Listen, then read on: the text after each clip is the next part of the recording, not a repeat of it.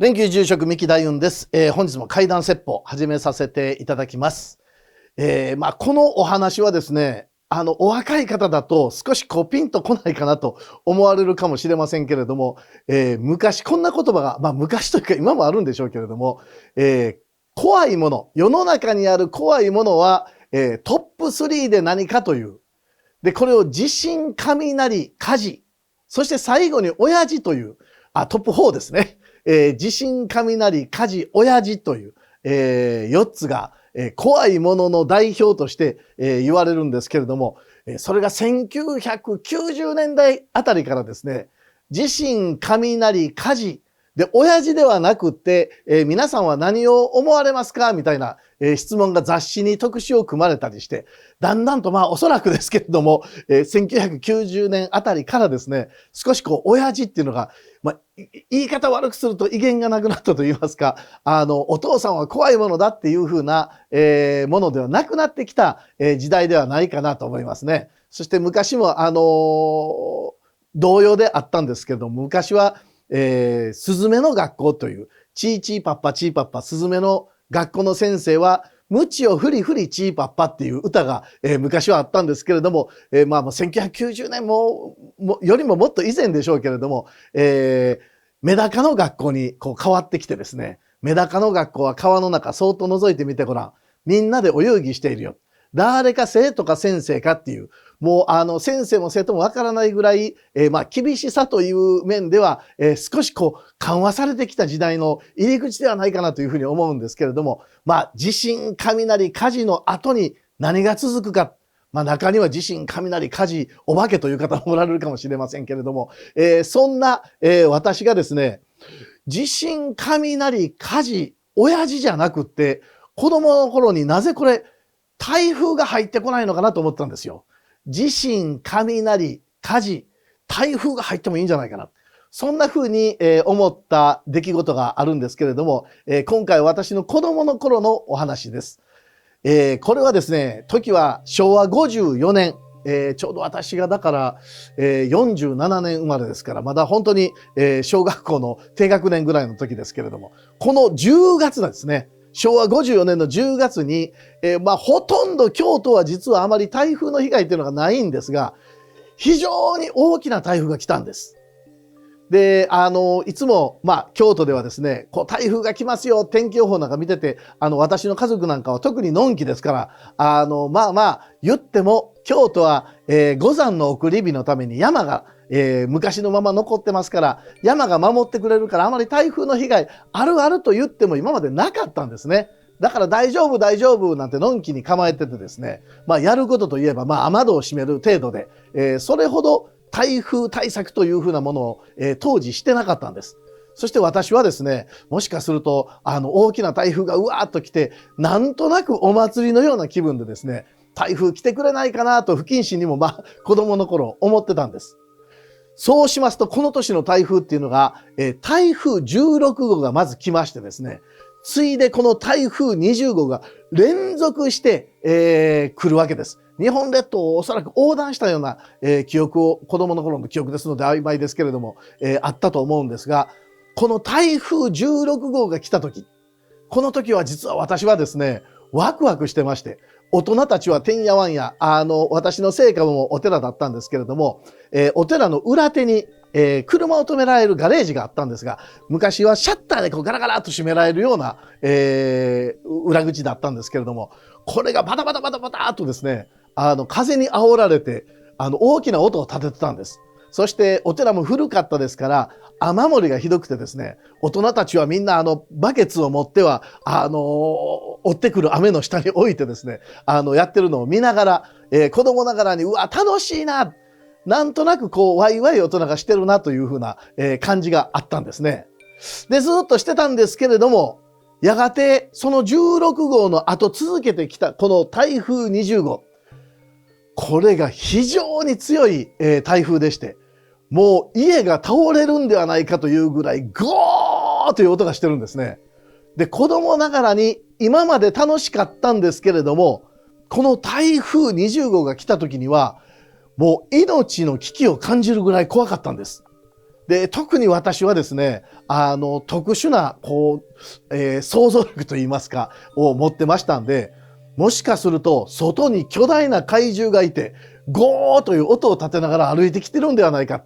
で、あるいは、木の枝が折れてですね、雨戸にピシャーンと、当たる音がするんですけれども、この音も、もしかするとなんか怪獣が物を投げてるんじゃないか。このまま、家が潰れるんじゃないかな。そんな風な恐怖に怯えてたんですね。そうすると大人たちはそれこそ大変でですね、おい、あっちの戸を閉めろ、あっち大丈夫か、おい、こっちの戸が外れたぞとかなんかやってるわけです。どっかから看板が飛んできたとか。で、それが、当初楽しかったのがもう恐怖に変わってる私はですね、もう母親からも怖かったら布団に入ってなさいって言われて、布団に潜り込んで、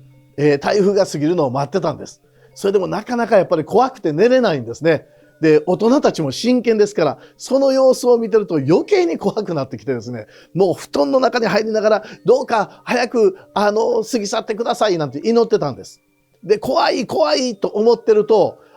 やがてですね、恐怖っていうのは、私がそうなのかもしれませんけれども、この目でどの程度危ないかという確認をしたくなるんですね。で、私、大人たちがうわーっと走ってる間、布団の中から抜け出しましてですね、裏のガレージに行って、大人たちの様子を見るんですよ、こうして。そうしますと、もうガレージのシャッターが波打って、半分外れちゃってるんですね。で、それを必死で大人たちがどうしようどうしようなんて、話をしてるんですけれども、そんな両親やらおじいちゃんおばあちゃんやら、おじが一緒に暮らしてたんですけども、おじまで来てですね、みんなでどうしようどうしようって話し合ってる。で、それをずっと見てて、うわー、えらいことになったな。どうやら子供っていうものは、なんて言うんですかね、責任のない自由みたいなのがあってですね、何かあっても大人が守ってくれるという安心感の中で自由を謳歌してるわけですけれども、もうその時はもう大人たちが切羽詰まってる様子を見て、私も、いや、このままではダメだ。どうしようどうしようと思ってるんです。で、どうしようどうしようと思ってた、そのガレージがなんですけれども、これ、ちょっとわかりにくいんですけれども、車を止める車庫のようなところがあって、シャッターが閉まってます。その横に2階につながる階段があったんですね。で、この2階の上には、清おじさんという私のおじさん、今オーストラリアに住んでられて、多分これ見てると思うんですけれども、上の部屋に住んでられるんですけれども、そのおじさんの部屋の方に、ちょっとなんとなく逃げようかなと思ったんです。なんかそっちの方が安全なのかな。いろんなことを子供ながらに考えてどうしようと思ってたら、この2階からですね、2人の女の子がスーッと降りてくるんです。そして階段の途中で、ピタッと止まってですね、なんかこちらを見てるんです。で、私思わず、なんか、2人いるぞ。よく見ると女の子2人が、階段の段を椅子代わりにして、座ってキョロキョロしてるんです。私思わずその2人にですね、どうした大丈夫こっちおいでって言って、自分も怖いもんですから、その2人がいると、ちょっと安心かなと思って、こっちおいでおいで、一緒に逃げようって言って、僕の布団あるから来るかって言って誘ったんです。そうするとその2人が、大丈夫大丈夫。私たちもちゃんと手伝うから、あなたは寝てなさい。なんとなく口調が大人っぽいんですね。大人のような口調で、この2人の女の子が、寝てなさい寝てなさいって言うんです。で、それを聞いた時になんとなく私、なんか大丈夫だな。そう思えたんですね。そして、わかった。じゃあ僕寝てくるねって言って、そのまま自室の布団の中に入ったんです。朝になりましてですね、大人たちがまだもうてんやわんやいろんな話をしてるんです。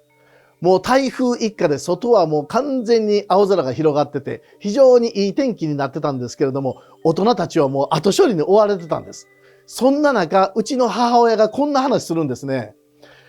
車を止めるための後ろに鉄の重りがあったんですね。車止めって言いますかね。で、この鉄製のものですから、もちろん持ち上げることはできないんですけれども、なぜかですね、この私のおじいさんと母親がよいしょと二人で持って、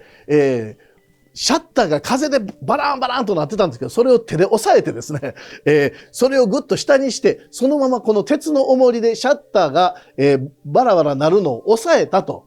でも朝起きて二人で元に戻そうと思っても到底持ち上がるもんじゃない。あんなものをよく運べたな。うちの母親は、やっぱり火事場になるとそういうバカ力のようなものが出るんだなっていうふうに言ってたんですけれども、これ私はですね、いや、そうじゃないなと、未だに大人になってからも思うんです。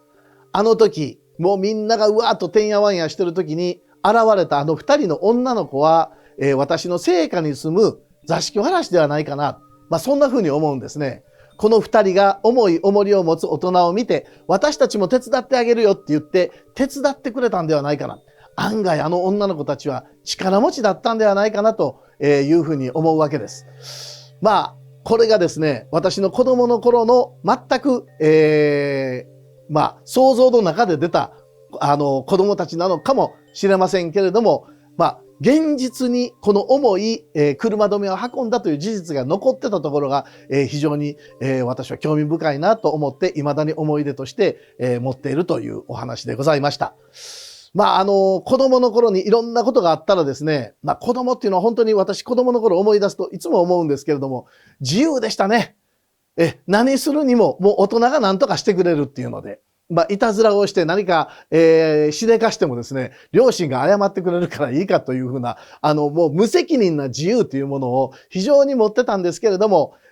それがですね、大人になってもまだ持ってる方っておられますね。こんなことを言うとあれですけれども、20歳を超えた、若い方であってもですね、なんかこうちょっと炎上商法のようなことをして、悪いことをすることで自分の知名度を上げようとか、非常に無責任な自由といいますか、もう子供ではないですからね、しっかりしていただきたいなと思う時が、ふとあるんですけれども、私のような年になってもですね、ふとしたところでやはり、責任があるんだということを、考えながら自分の行動を、制御しながらですね、できる範囲での自由というものを、していくということが大切かなというふうに思います。この YouTube もですね、いろいろなコメントで、ミキさんのこの発言はどうだとか、喋り方がどうだっていうふうに、ご注意いただくこともあって、あまり私も自由にですね、やってると、責任がありますので注意しながらまたこの配信を続けさせていただこうというふうに思っております。これからもですね、この怪談説法よろしくお願いしようというふうに思います。ということで本日は怪談説法これで終わらせていただきます。どうもありがとうございました。